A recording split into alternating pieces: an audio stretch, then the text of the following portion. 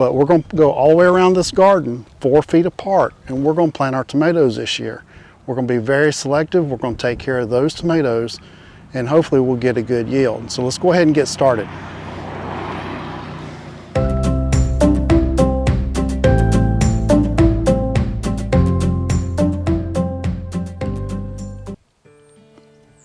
When I was a kid, across the street from my grandmother lived Uncle Wes Johnson. Uncle Wes Johnson was the brother to my great-grandmother, and whenever I would go visit my grandmother and grandfather, Uncle Wes by the road would sell his produce, and he had the largest tomatoes I had ever seen.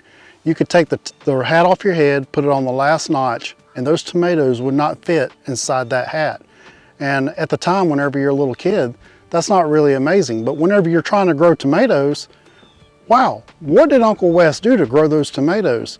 Well, I had a relative over here the other day, and I was talking about it with him, and being that he was in his 70s, he also remembered those tomatoes being very large and how big his watermelons would be. So he would tell me some things that Uncle Wes would do to his tomatoes in order to grow them big this year. And come to find out, he grew them in big pits, and we're going to incorporate some of those methods this year in our grow, and we're going to see just how large we can get our tomatoes. It may be a few years of doing the same thing over and over that Uncle Wes did in order to build up the soil that would produce the same type of tomatoes, if I can ever reproduce it at all. I would love to, because those tomatoes are pretty fascinating. So let's go ahead and get started. We're going to go ahead and dig our pits. We're going to use a shovel to clear away our topsoil. We're going to put that over into a wheelbarrow, set it off to the side. Then I'm going to use my auger, and I'm going to dig approximately 3 feet deep in the clay soil, and we're going to incorporate some amendments, and we're going to make our pits down there. Then we're going to cover our topsoil back over, and we're going to see how that does. So we're going to do this with one tomato. We're going to see how that one tomato does this year. Now in my hand I've got some tree pots, and in those tree pots I started my tomatoes this year. I went on to Baker Creek, I ordered some seed. I've got yellow brandywine, some Black Beauty, Kellogg's Breakfast in here, and Paul Robeson. And I got a couple more varieties that I got from other sources also. I've got way more tomatoes than I'm going to plant, but we're going to go all the way around this garden 4 feet apart, and we're going to plant our tomatoes this year. We're going to be very selective. We're going to take care of those tomatoes, and hopefully we'll get a good yield. So let's go ahead and get started.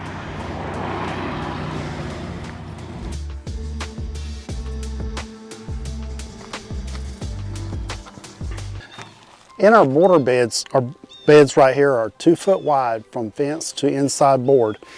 I'm going to space my tomatoes 4 foot apart. So I'm going to go, about 2.5 foot this way, 2.5 foot this way. But under where I'm standing here, the roots are also going to have room to go out, and also on the outside of the gate. But we're going to try to pamper the soil that's right here in this grow zone, and we're going to try to go deep. So let's go ahead and take the topsoil off. I've got about a good foot of topsoil right here. Nice and soft. Nice and rich.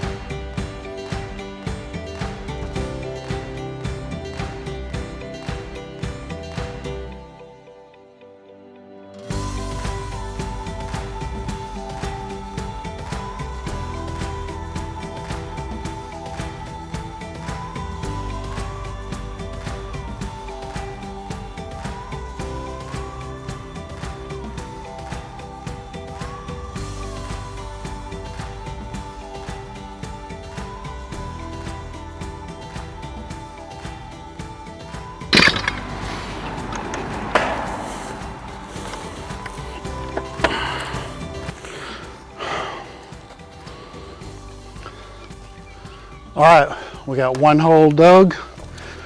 We're at least 3 foot deep.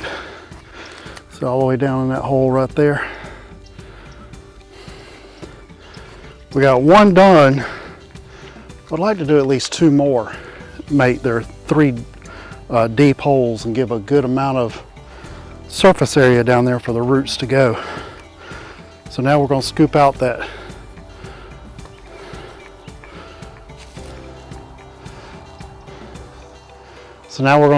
that clay and start on the next 2 holes.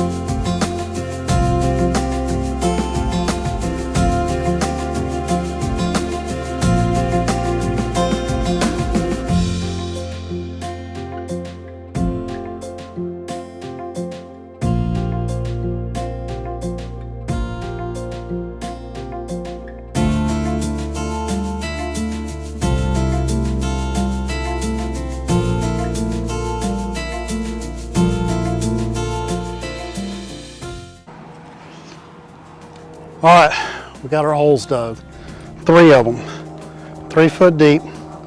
We're going to start there. The next step is we're going to take some of that clay that we dug out. We're going to incorporate that, or maybe even just put some good mineralized topsoil down there. And we're going to show you what ingredients we're going to mix into that to try to grow the biggest tomatoes we can. All right, next step.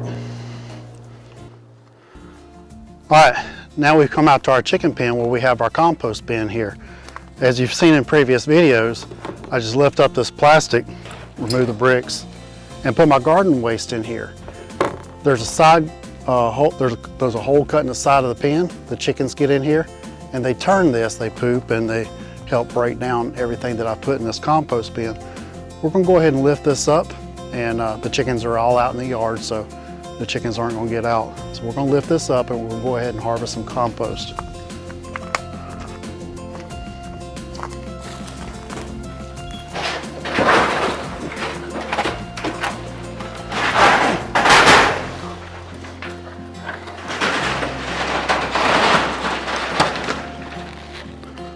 I figured lifting it up was easier than trying to shovel it out through the top.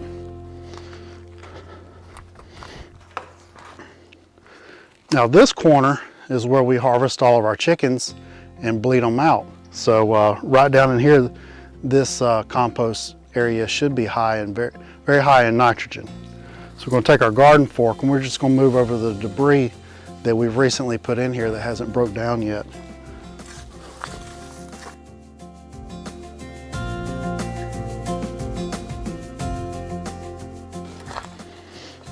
So got this old bread tray. If you look in the bottom, it's just about right for sifting out compost. We're going to sift our compost through this bread tray here. So just lay that over in our wagon.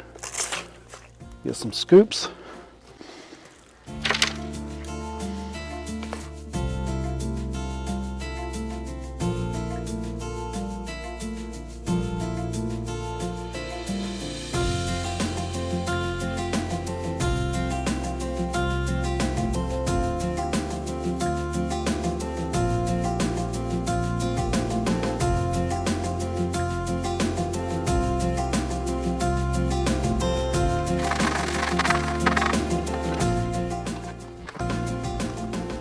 Nice, rich, organic soil. It sure does look good. Now, compost will continue to soften all the way down. Now, if we're going to replace all the clay that we have in there, we're going to need visually more compost than we did in the wheelbarrow full of clay. But we've got some more stuff to add. So I'm going to put a couple more scoops in here. Then we're going to go on down to the chicken pen and we're going to get just chicken manure.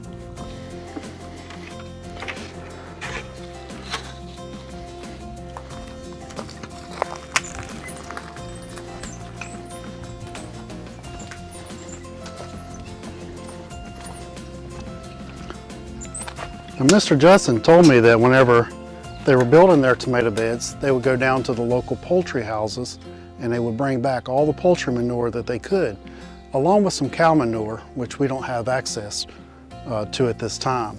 So we're gonna do some different implements, but let's go ahead and get our chicken manure.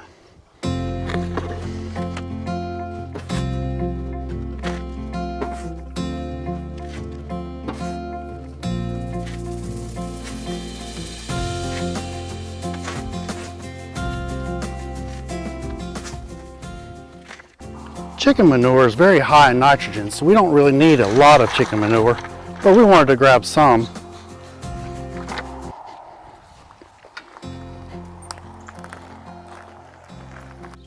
So this is the pile where we put all our yard debris, all of our pecan limbs and stuff, and we've been burning here for the last 5 years. I come out here the other day and noticed how nice and rich this topsoil was right here. And since it's been exposed to heat, it shouldn't have any weed seeds in it. So I'm gonna go ahead and harvest some of this good rich topsoil and we're gonna put back in the ground along with our compost and manure mixture.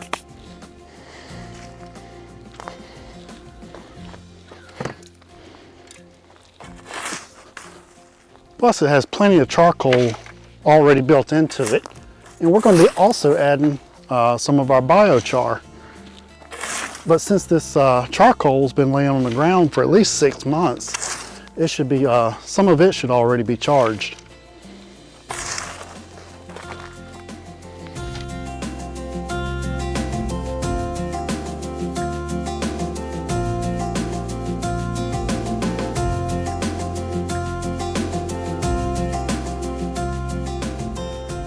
All right, that's going to give us our base that we're going to work with. Nice dark topsoil. It's had plenty of limbs burn on top of it. Chicken compost, and then the compost out of our compost bin way down in here. Nice and light and airy. No risk of weed seeds and through all that. All right, let's take all this over and let's start mixing it with our secret ingredients and let's see if we can get it back in the hole and start growing some big tomatoes.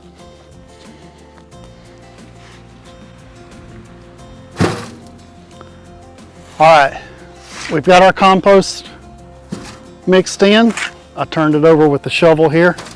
Now we're gonna go ahead and start amending this compost topsoil mixture, and then we're gonna start filling the holes in. I've got a variety of ingredients over here that I'm going to incorporate. First, I want to get enough to do all 3 holes. Well, I'll tell you what, if I had enough in here to do all 3 holes, I'd have a wheelbarrow full. I wouldn't have enough room to mix. So let's just get enough to do at least 1 hole, maybe a little extra. Now, the first thing I want to put in is this biochar mixture. I've been sitting for about 3 or 4 weeks now, but I made all this charcoal and then I put it in the bottom. I've been using it some today also, putting around some of my other plants. But we charged this with a handful of C90 minerals, which is seeing this big white bag right here. Now I've got this big white bag down in Mobile from a distributor. And C90 minerals, what's unique about that is it has every element on the periodic table in solid form in here, except for the gases, which of course they're not present in that. But this is the most nutrient dense product that you could amend your soil with. A lot of farmers are now experimenting with fertilizing their fields with it, and they're having phenomenal results. Lower in sodium than regular salt. This is a sea salt that comes from the Sea of Cortez out of Mexico, and they import it over here, and it's the only place in the world that has been tested to have all the elements in it, and nowhere else in any other ocean water can you find that. So I've charged my biochar with that. I've also charged it with fish fertilizer, a handful of garden soil to get the microbes in there, and a good handful of worm castings have went into that. And that's about the only thing that I've charged my biochar with. So we're going to take a little bit of biochar and we're going to put it into this soil mixture. Oh, it stinks so bad. That should be good. That should be plenty. One of the other things that we're going to add is alfalfa pellets. Alfalfa pellets have a growth regulator in it that induces plant growth. So we're going to be putting this into our tomatoes this year. I've seen other people do it. They seem to have had phenomenal results. So we're going to add some of this into our mixture.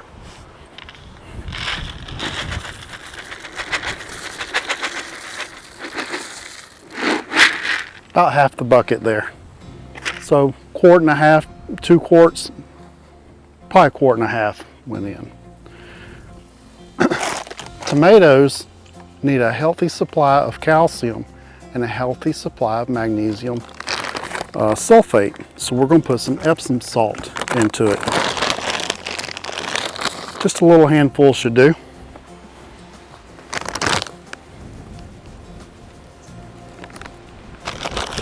Maybe 2 handfuls.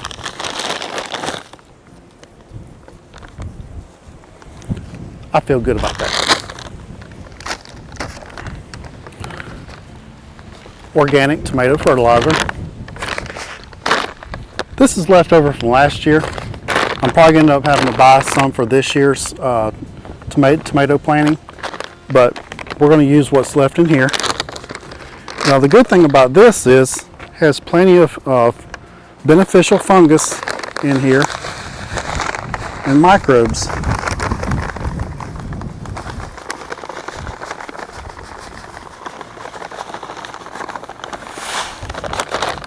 That should be good for now.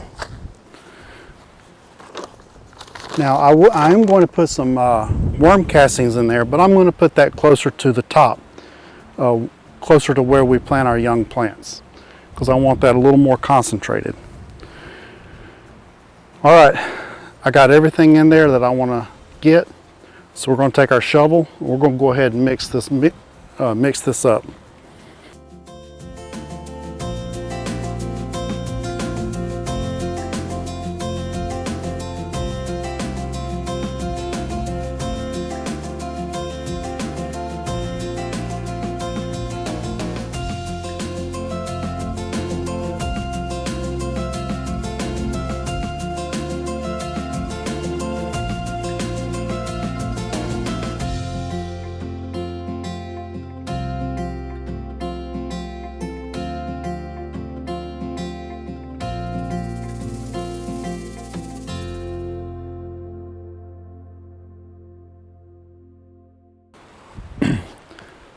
All right, we got our holes filled up with compost. We're going to go ahead and spread this topsoil right back over all that compost material. Then we're going to come back and plant our tomato. Now we're not going to put any compost up in the soil of this.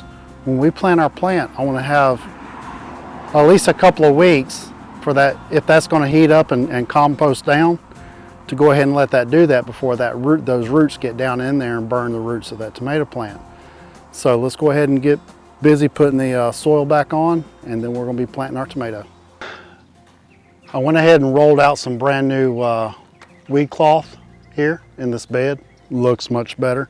And 2 reasons I did that. It didn't go all the way from edge to edge, and it allowed some weeds to come up in the middle of all that. And I have new spacing this year. I'm not going to plant my tomato plants and pepper plants every 24 inches. We're going to do them every 4 feet. Give them plenty of room for air to flow through there, and hopefully I don't, that'll help me avoid any kind of diseases or anything. Now, we got to cut holes in this brand new landscape fabric, so I'm going to show you how we do that. All right, right here is where we did our 3 holes for our compost. I've got to cut new holes in here. So I went and got a wide mouth jar lid. We're going to put that right over where that center hole was at, and that's where we're going to place our tomato plant. I get my torch, light my fire.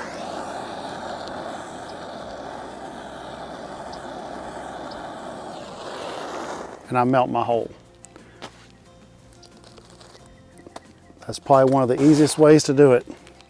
So we got a nice little proper hole that we can plant our tomato plant in. So let's get to planting. All right, I've got a whole tray of varieties here to choose from. Probably have about 5 or 6 varieties in here. And I was kind of torn between yellow brandywine and triple crop, some people call it. But I like the reviews on the way the triple L crop perform for other people. So I think that's what I'm going to go with. So I'm just going to select my best looking one that I've got in here, which I think is this one right here. I'll push my little finger up through the bottom like that. Push the plant up, reach right in here and pull that out. Look at there, what a nice set of roots that is. That looks wonderful. Nice transplant. Got these little ones right here. We'll go ahead and pinch those out of there. We planted multiple seeds in each one so that I could select. We're going the strongest plant out of that, but I'm very happy with how that turned out. And let's go ahead and set these off to the side. Now, let's go ahead and prepare a hole. The only thing I'm going to do this hole is I'm going to put some worm castings in that hole. So I'll take my shovel, pull back, take a handful of worm castings, and then we'll just drop that right down the hole. Take our shovel, cover it back up, and kind of mix it in there a little bit. Take our shovel, pull that back.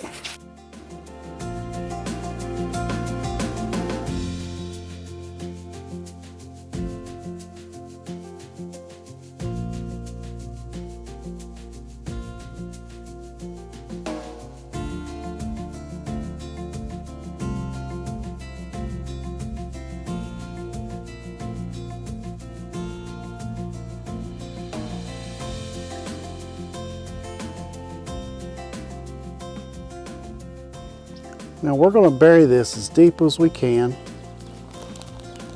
because all the way up, as everybody's told you, all this stem will start bearing root. So we'll get that root system down in the hole as far as we possibly can within our limitations.